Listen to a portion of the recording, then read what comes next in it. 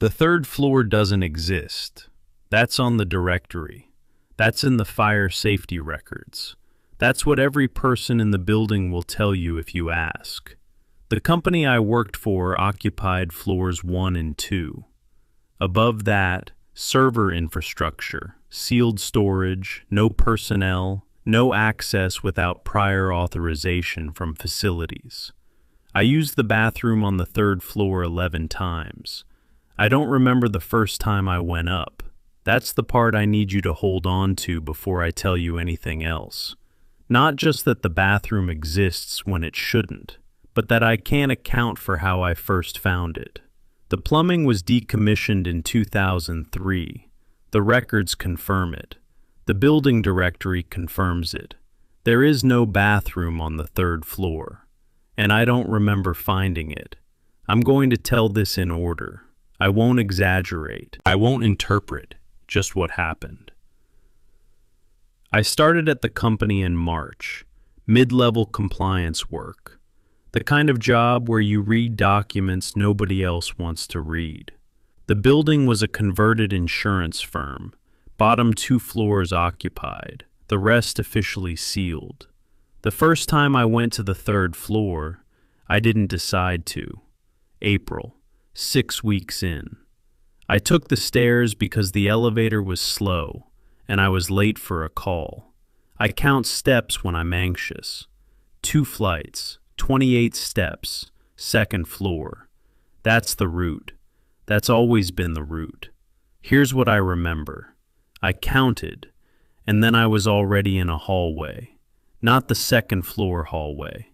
A different one. Longer. Quieter. The ceiling was lower than it should have been. Not dramatically. Just enough that something in my posture adjusted without me telling it to. The lights along the wall hummed at a pitch slightly higher than the rest of the building. Not loud, not obvious. The kind of thing you'd only catch if you were already paying close attention, which I wasn't. I don't remember climbing the third flight. I don't remember pushing through the stairwell door. I remember counting steps and then I was somewhere else. Walking with the complete confidence of someone going exactly where they meant to go. I found a door with nothing on it, plain gray, standard handle. I pushed it open. Bathroom, clean, lit, 2 stalls, 2 sinks, soap dispenser on the wall, paper towels. The kind of room that gets maintained, the kind of room someone is responsible for. I used it. Washed my hands. The mirror flickered once, a single frame, like a light about to go, and then held. I didn't think about it. Went to my call. I told myself I'd miscounted. I let it go. I let it go for 4 more visits before I stopped letting it go. The 5th time I paid attention. Late June. Bad morning. I went up, or was taken up. I still can't say which with confidence. And while I was washing my hands, I noticed the paper towel dispenser. Full. Not almost full. Maximum capacity. The indicator showed the roll untouched. I had used that dispenser 4 times before that visit. The roll should have shown something. I stood there longer than I needed to. The bathroom had no smell. Not cleaning product, not the neutral staleness of a sealed room, not anything, just absent, like the air wasn't quite completing itself. I looked around more carefully. The floor tiles were slightly warm underfoot, not heated, more like the warmth of a room that has been occupied recently. I checked the ceiling. Drop tiles, no cameras, nothing I didn't recognize. I went back to the hallway. It was warmer out there too, noticeably. A few degrees above the rest of the building. I hadn't registered that before. The carpet near the bathroom door felt faintly damp when I pressed my foot down, but dry looking, not wet, just wrong underfoot in a way I couldn't name. I took a photo of the dispenser before I left, just documentation. Something to check against. I went back the next day, The dispenser was full, same level, not refilled to full, showing no use, like I hadn't been there. I went back to the photo on my phone. The angle was slightly off. I remembered standing directly in front of the dispenser. The photo showed it at an angle, like I'd been standing slightly to the left. Not dramatically different, just not how I remembered being positioned. I checked the other photos on my phone from that morning. A document I'd scanned, a whiteboard from a meeting. Those I remembered clearly, and the angles matched my memory exactly. Only the dispenser photo was wrong. I told myself I'd moved without noticing. Probably true, but I filed it. I started keeping a log. Every visit to the third floor. Time, day, what I was doing right before. I expected the log to show deliberate choices, break times, after difficult meetings, some pattern I'd selected. The log showed no pattern. 9:47 on a Tuesday, 2:53 on a Friday, 8:12 on a Wednesday morning, before most people were in the building, on a day I don't remember deciding to come in early. Random times. And when I looked back and tried to remember the minute before each arrival, the decision to stand up, the walk to the stairs, the extra flight, it wasn't there. I'd been in the middle of something and then I was in the hallway. I started testing it deliberately. Before leaving my desk, I'd say under my breath which floor I was going to. Second floor. Ground floor. Not third. I'd mean it. Stand up. Walk toward the stairs. And there'd be a moment. Not a decision, just a moment. And I'd be on the third floor. Not every time. But over 3 weeks in August, I intended the third floor 0 times. I arrived there 4 times. I'd never experienced anything like it before.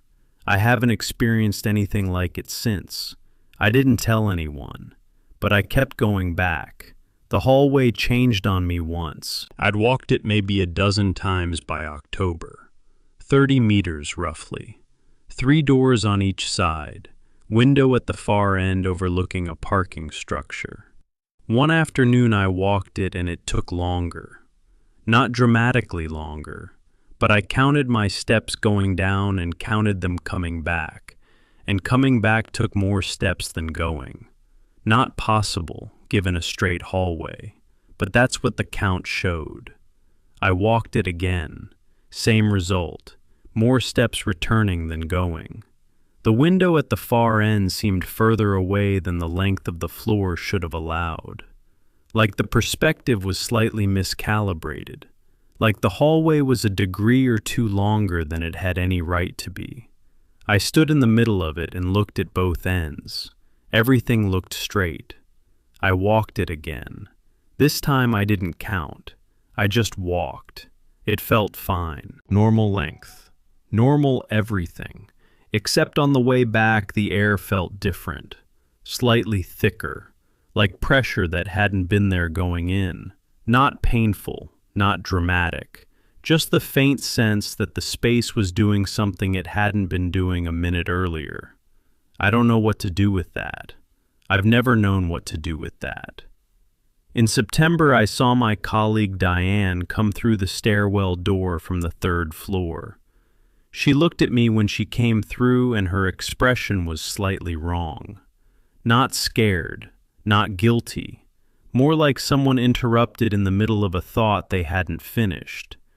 I waited 2 days before I asked her, "Have you ever been up to the third floor?" She set down her coffee, looked at me for a moment.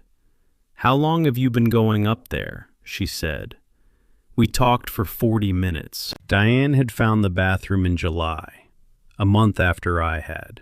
She'd gone up 3 times. She'd noticed the dispenser, the smell, the warmth, and she'd noticed something I hadn't, the mirrors. She said the mirrors were slightly wrong. I asked what she meant.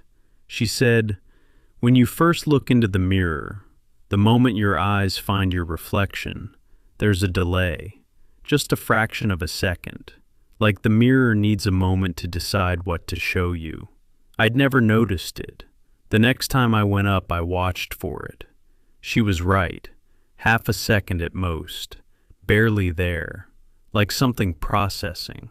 Like the image had to travel further than it should have to reach the glass. I want to stop here and give you the rational explanation, because one exists. Environmental infrasound.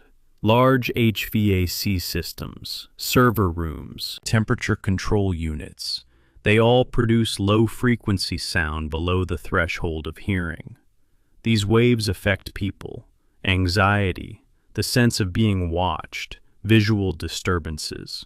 There's a specific frequency, close enough to 19 Hertz that researchers call it that, known for generating unexplained encounter reports in buildings where it concentrates. It's sometimes called the ghost frequency. Our third floor sat directly above the server room. The climate system for those servers ran continuously.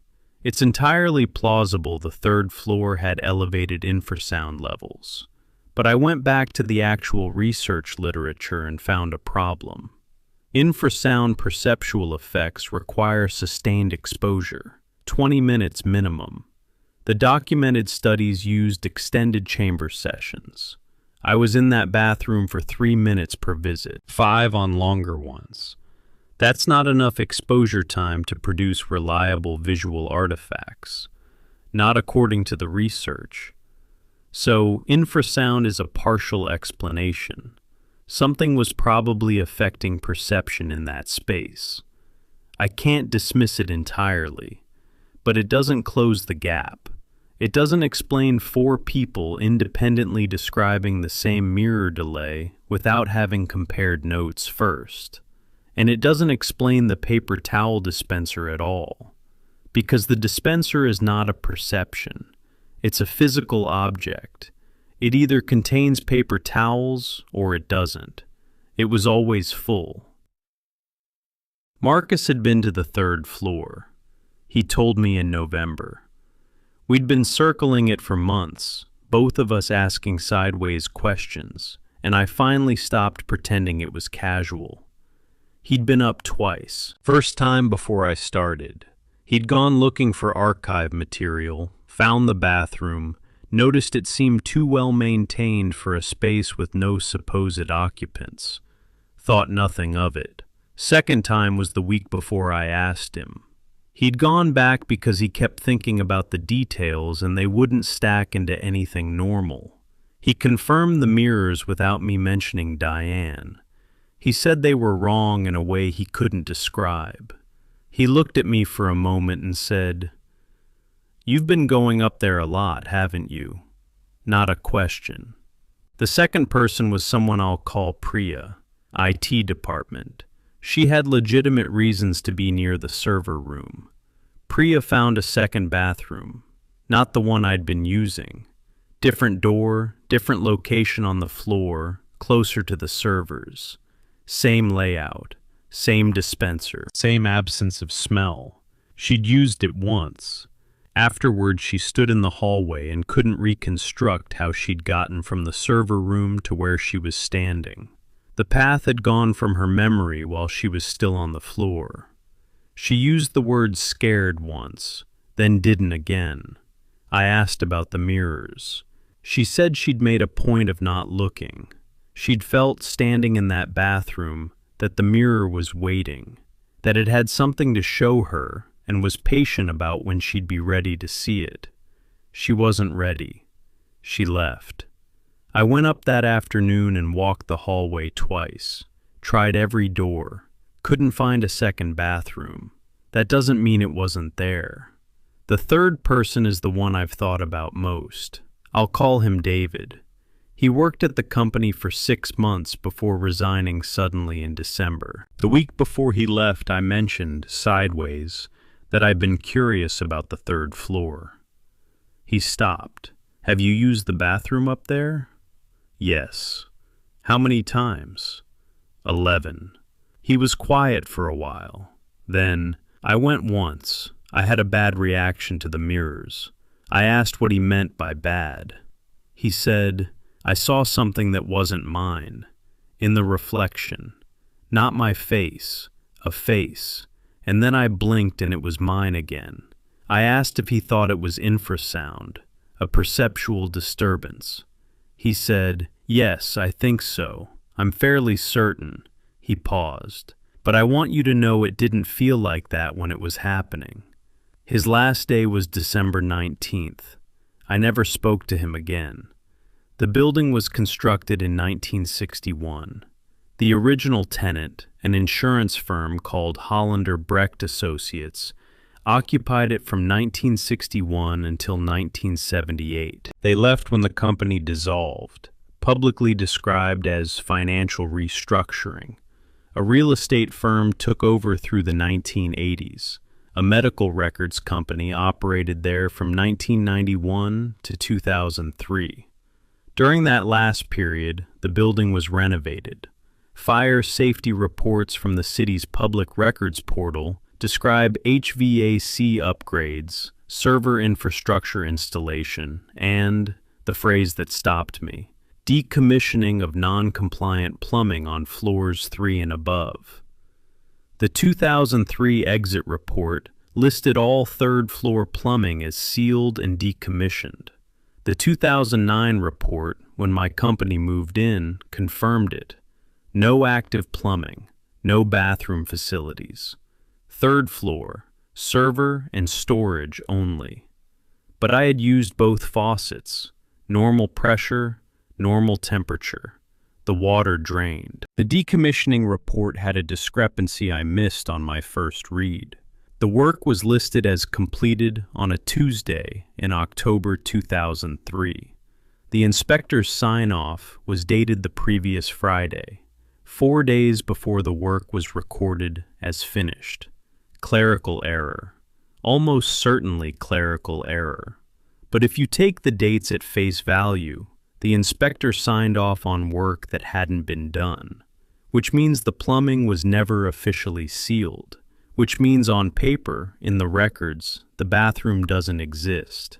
But 4 people have stood in it. The bathroom exists in the building and nowhere in the records. And if it doesn't exist in the records, then nobody is authorized to maintain it. And yet, it's maintained. In February, I found myself on the 3rd floor without deciding to go. I'd been at my desk working. I was behind on a report. And then I was in the hallway, standing outside the bathroom door, with no memory of the stairs. That was the moment the log stopped being just strange and became something I couldn't explain away. Autopilot requires a prior route. Your brain automates a path it has already walked consciously many times, until the repetition makes delegation possible. That's the mechanism. That's how it works. My first visit, the one in April where I counted steps and was already in the hallway, that was the first time I had ever been to that floor. No prior route, no repetition, nothing to automate. You cannot autopilot somewhere your body has never been.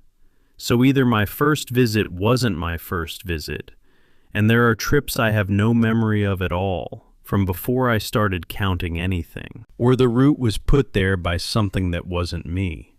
I stood outside the bathroom door and sat with that. Then the door was open, and I was inside. I don't have the memory of reaching for the handle. The bathroom was different. Same room, same fixtures.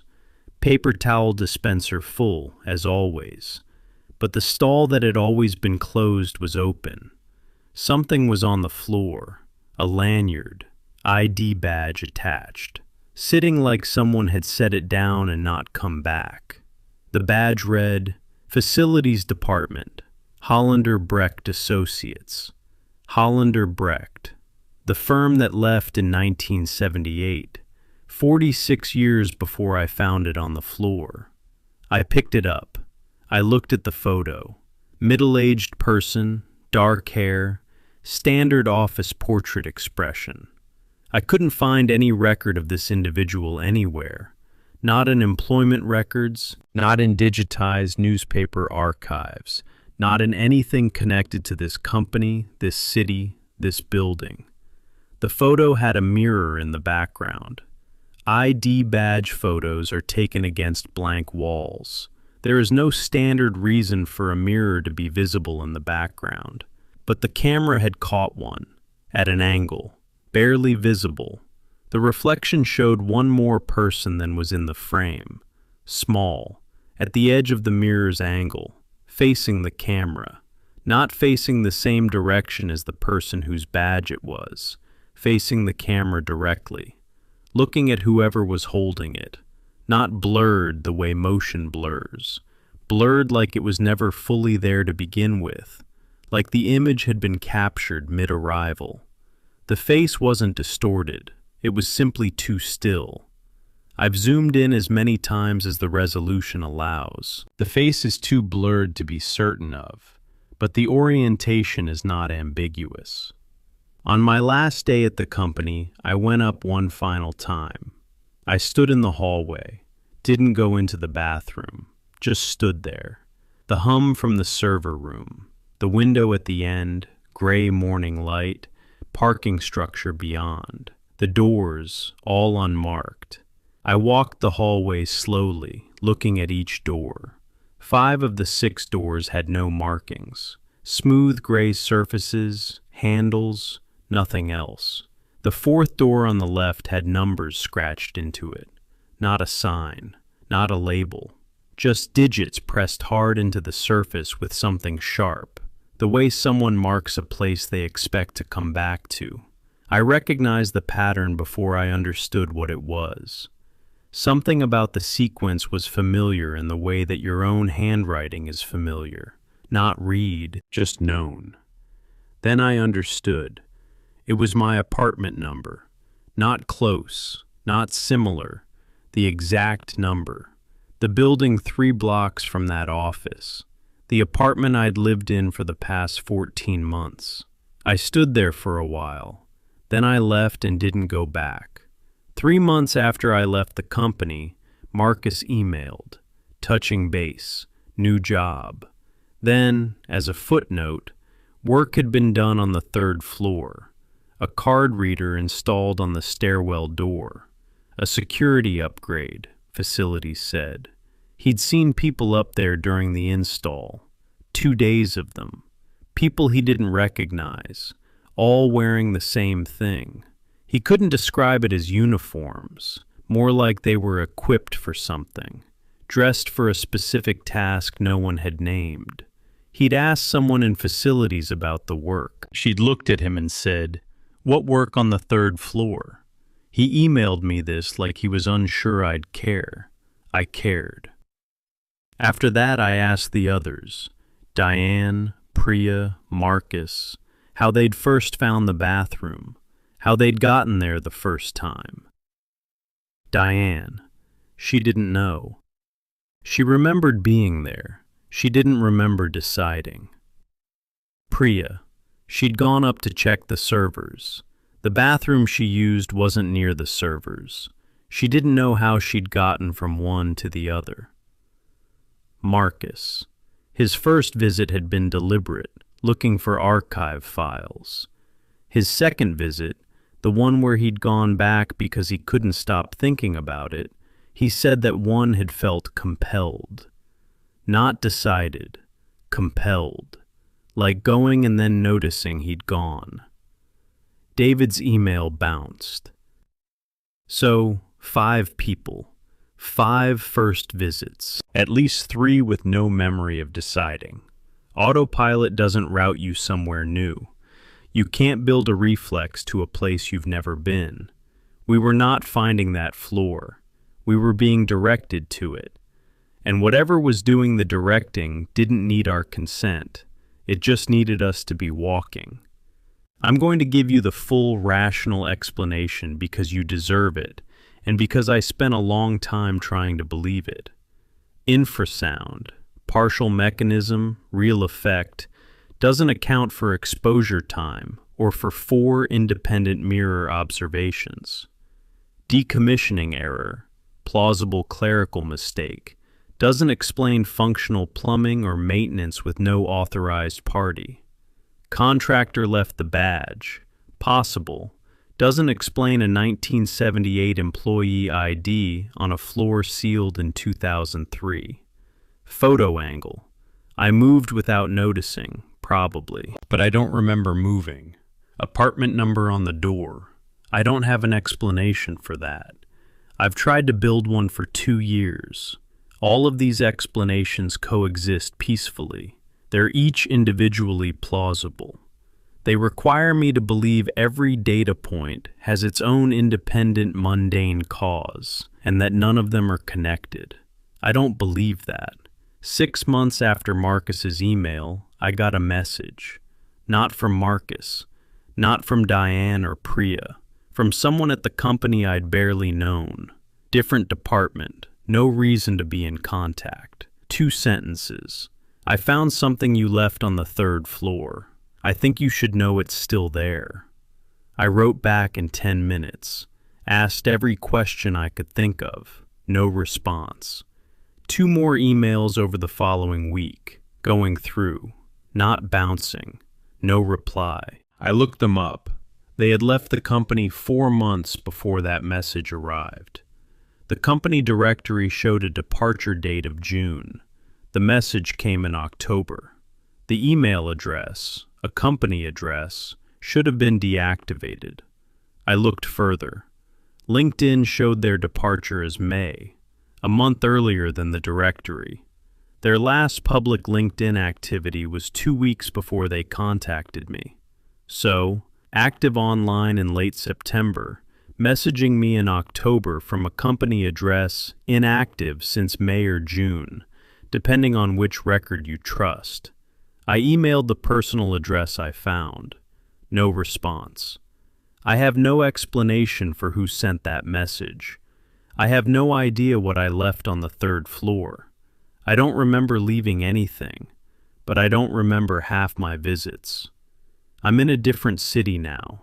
New job, new building. I've been here 11 months. I count steps, every stairwell, every day.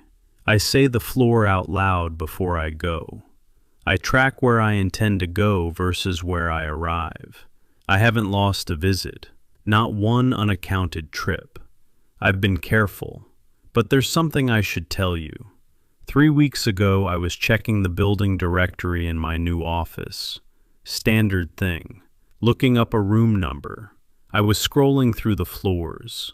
This building has 6 floors. I work on the 4th. I'd been here 11 months and I had not once looked at the full directory. The building has 6 floors. I had thought it had 5. I have no memory of the 6th floor existing until I saw it listed. I haven't gone up. I'm not going to tell you why I haven't gone up, because I think you already know.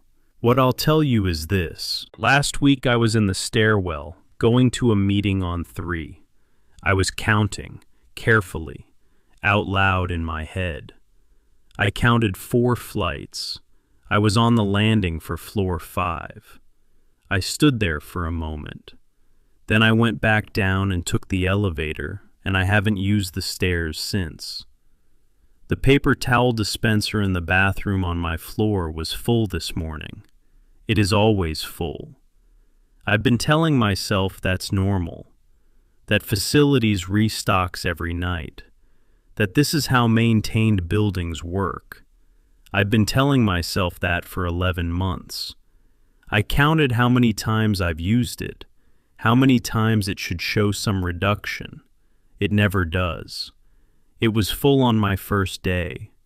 It has been full every day since. I don't know when I stopped noticing. I don't know what floor I'm on right now. I know what number the elevator shows. I'm not sure that's the same thing anymore. I'm not going to check the directory again. I don't want to know if there's a 7th.